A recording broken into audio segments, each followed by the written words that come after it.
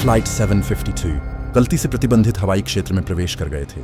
थोड़ी देर बाद ही ईरान ने अमेरिकी बलों पर मिसाइलें दाग दी थीं। कप्तान को एक महत्वपूर्ण निर्णय लेना है, हवाई अड्डे पर वापसी करें या सुरक्षा के लिए चढ़ाई जारी रखें। ईंधन कम हो रहा है और समय बीत रहा है। हर सेकंड महत्वपूर्ण हो जाता है। चालक दल को इस उच्च दाब स्थिति को नेविगेट करना होगा। आगे की तनातनी के जोखिम और संभावित खतरों से बचने की तत्काल जरूरत के बीच संतुलन बनाए रखना। What's that alarm?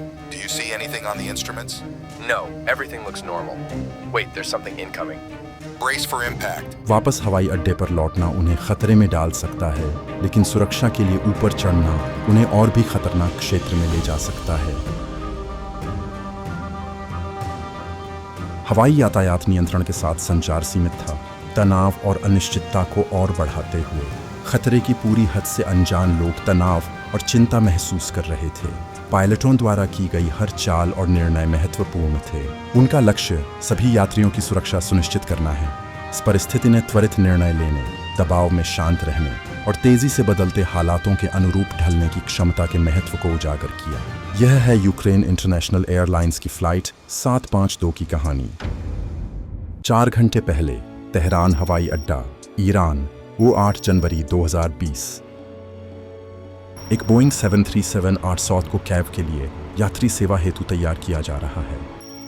यूक्रेन की राजधानी और सबसे अधिक जनसंख्या वाला शहर। यह विमान यूक्रेन इंटरनेशनल एयरलाइंस फ्लाइट 752 के रूप में 21 जून 2016 को पहली बार उड़ा था और ये 3 साल और 7 महीने पुराना है। विमान अच्छी तरह से रखरखाव किया गया है और एयरलाइन का कहना है कि इसकी जांच केवल 2 दिन पहले की गई थी। बोइंग 737-800 पंजीकरण URPSR स्थानीय समयानुसार 5:07 बजे तेहरान में समय पर उतरा। कीव के लिए वापसी की उड़ान स्थानीय समय के अनुसार वो 5:15 बजे प्रस्थान करने वाली है। जैसे ही फ्लाइट 752 उड़ान की तैयारी कर रहा है, लगभग 15 बजे ईरान से कई बैलिस्टिक मिसाइलें इराक में अमेरिकी ठिकानों की ओर दागी जाती हैं। ईरानी सेना ने मेजर जनरल कासिम सुलेमानी की हत्या के जवाब में अमेरिकी सैन्य वायु ठिकानों की ओर जवाबी बैलिस्टिक मिसाइल हमले किए। सुलेमानी कुद्स फोर्स के कमांडर थे, जो ईरान की इस्लामिक रिवॉल्यूशनरी गार्ड कॉर्प्स की 5 शाखाओं में से एक है। उन्हें ईरान का दूसरा सबसे शक्तिशाली व्यक्ति माना जाता था। अमेरिका ने पहले ईरान को धमकी दी थी और अब ईरानी हमले का जवाब देने की उम्मीद है। ईरान वर्तमान में सबसे उच्च रक्षा सतर्कता पर है और पूरी तरह से एक पूर्ण युद्ध के लिए तैयार है। इस सैन्य अभियान के परिणाम स्वरूप ईरान की वायु रक्षा की सतर्कता स्तर में बदलाव होता है। इस दौरान 0116 से 0138 तक बोइंग 737 में 9,510 किलो ईंधन भरा जाता है और सुबह 4:35 पर उड़ान दल विमान में चढ़ जाता है। विमान और केबिन की जांच करने के बाद 10 मिनट बाद बोर्डिंग की घोषणा की जाती है और यात्री विमान में चढ़ने लगते हैं। लगभग उसी समय सैन्य क्षेत्र देश की हवाई क्षेत्र नियंत्रण को नागरिक क्षेत्र को सूचित करता है कि केवल उन्हीं उड़ानों को उड़ान संचालन के लिए क्लियर किया गया है, उन्हें ही उड़ान भरने की अनुमति दी जाएगी। इससे रक्षा नेटवर्क द्वारा नागरिक उड़ानों की सही पहचान सुनिश्चित हो सकेगी और गलती से उन्हें निशाना बनाने से बचें। ईरानी मिसाइल हमले के जवाब में अमेरिकी संघीय विमानन प्रशासन तुरंत सभी अमेरिकी नागरिक विमान को ईरान के ऊपर उड़ने से प्रतिबंधित करता है। हालांकि FAA नोटिस गैर अमेरिकी एयरलाइंस पर बाध्यकारी नहीं है। कई एयरलाइंस सुरक्षा निर्णय लेते समय उन्हें ध्यान में रखती हैं। वास्तव में कई एयरलाइंस जैसे Singapore airlines, KLM, air France, air India और क्वांटस ने अपनी उड़ानें पुनर्निर्धारित करना शुरू कर दिया। लुफ्थांसा, अमीरात, फ्लाई दुबई और तुर्की एयरलाइंस जैसी अन्य एयरलाइनों ने भी ईरान और इराक के हवाई अड्डों के लिए कुछ उड़ानें रद्द कर दीं। 5:55 बजे के करीब फ्लाइट 752 के दरवाजे बंद हो जाते हैं। विमान थोड़ी देर बाद अपने पार्किंग स्थान से 166 यात्रियों और 9 चालक दल के सदस्यों के साथ रवाना हो जाता है। यात्रियों में से 144 ईरान से हैं, 10 अफगानिस्तान से हैं, 5 कनाडा से हैं, 4 स्वीडन से हैं और 2 यूक्रेन से हैं। एरिया कंट्रोल सेंटर से संपर्क करने के बाद ATC यूनिट 05.52 बजे यूक्रेनी उड़ान के लिए अनुमति का अनुरोध करती है। एरिया कंट्रोल सेंटर फ्लाइट 7452 के अनुरोध को एयर डिफेंस कोऑर्डिनेशन सेंटर को भेजता है, जो तदनुसार मंजूरी जारी करता है। विमान फिर रनवे 27 पर टैक्सी करता है और 06.11 पर टेक ऑफ शुरू करता है, जो जो निर्धारित समय से 1 घंटा पीछे है। टेक ऑफ के बाद उड़ान मेहराबाद रडार से संपर्क करती है और 26,000 फीट तक चढ़ाई और 6,000 फीट पर पहुंचने के बाद दाईं ओर मुड़ने की अनुमति प्राप्त करती है। सीधे पैरेट रिपोर्टिंग पॉइंट की ओर बढ़ रहा है। जैसे ही विमान टेक ऑफ के बाद चढ़ता है, यह हवाई रक्षा प्रणाली पर दिखाई देता है। हालांकि सिस्टम के उत्तर दिशा संरेखण की गलत प्रारंभिक प्रक्रिया के कारण सिस्टम में 160 डिग्री की त्रुटि होती है। इस प्रकार इस प्रणाली द्वारा खोजे गए वस्तुओं और लक्ष्यों की दिशा को ऑपरेटर द्वारा 160 डिग्री की वृद्धि के साथ देखा जा रहा है। ऐसी कार्यात्मक विफलता एक खतरे की श्रृंखला शुरू करती है, जिसे बेशक नियंत्रित किया जा सकता है, बशर्ते अन्य योजनाबद्ध उपाय लागू किए जाएं। सुबह 6:13:56 पर वायु रक्षा इकाई के ऑपरेटर ने अपने 250 डिग्री अजीमुथ पर एक लक्ष्य का पता लगाया। 52 डिग्री के कोर्स पर उड़ान भरते हुए लक्ष्य वास्तव में तेहरान हवाई अड्डे से प्रस्थान करने वाली बोइंग 737 उड़ान है। सिस्टम द्वारा दक्षिण पश्चिम से लगभग तेहरान की ओर आने वाले लक्ष्य के रूप में पता लगाया गया। बोइंग 737 अब रक्षा प्रणाली की तरफ 143 डिग्री कोण से उड़ रहा है। विमान 309 डिग्री कोर्स पर उड़ान भर रहा है। 1 मिनट बाद ऑपरेटर संचार नेटवर्क पर लक्ष्य की विशिष्टताओं को समन्वय केंद्र को सूचित करता है। रिकॉर्ड की गई जानकारी से पता चलता है कि उल्लिखित रक्षा प्रणाली की सूचना सफलतापूर्वक संप्रेषित नहीं हो पाती है।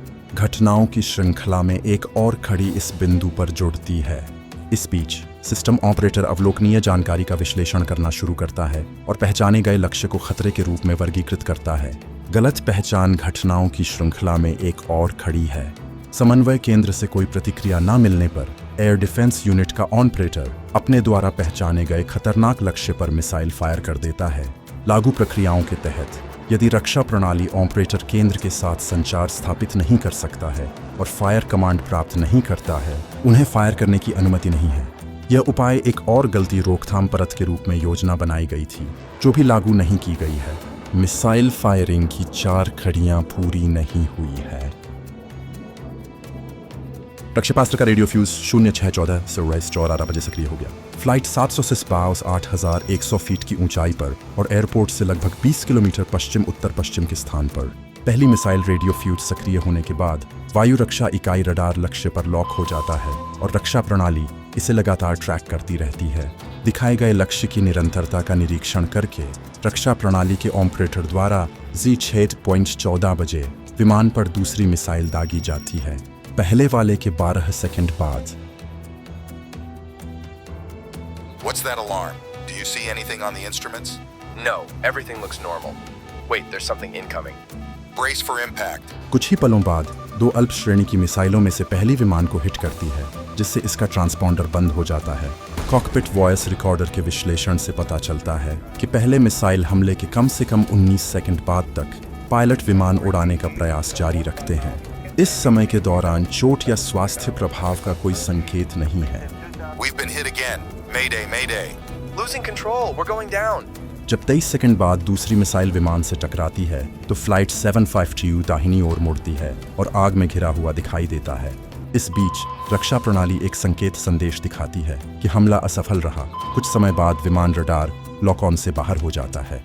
जैसे ही विमान दाईं ओर मुड़ता है, आग बढ़ जाती है, ऊंचाई खो जाती है और विमान अंततः हवाई अड्डे से 15 किलोमीटर उत्तर में एक खेल के मैदान में दुर्घटनाग्रस्त हो जाता है।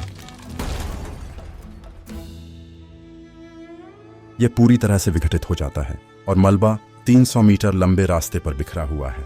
दुर्घटना के तुरंत बाद ईरान ने एक बयान जारी किया कि विमान के एक इंजन में आग लगने के बाद वह जलकर खाक हो गया, जिससे पायलट का नियंत्रण खो जाता है और विमान जमीन पर गिरकर दुर्घटनाग्रस्त हो जाता है। एयरलाइन ने कहा कि पायलट त्रुटि को दुर्घटना का कारण बताना असंभव था, क्योंकि पायलट वर्षों से तेहरान उड़ानों के लिए विशेष रूप से प्रशिक्षित रहा है।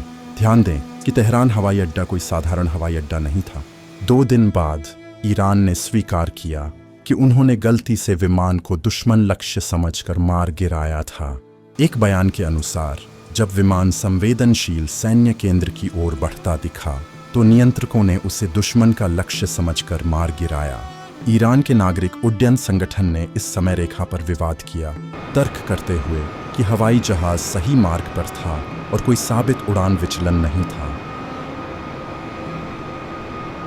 जांचकर्ताओं द्वारा जारी अंतिम रिपोर्ट के अनुसार दुर्घटना का कारण विमान पर 2 सतह से हवा में मिसाइलों का प्रक्षेपण था।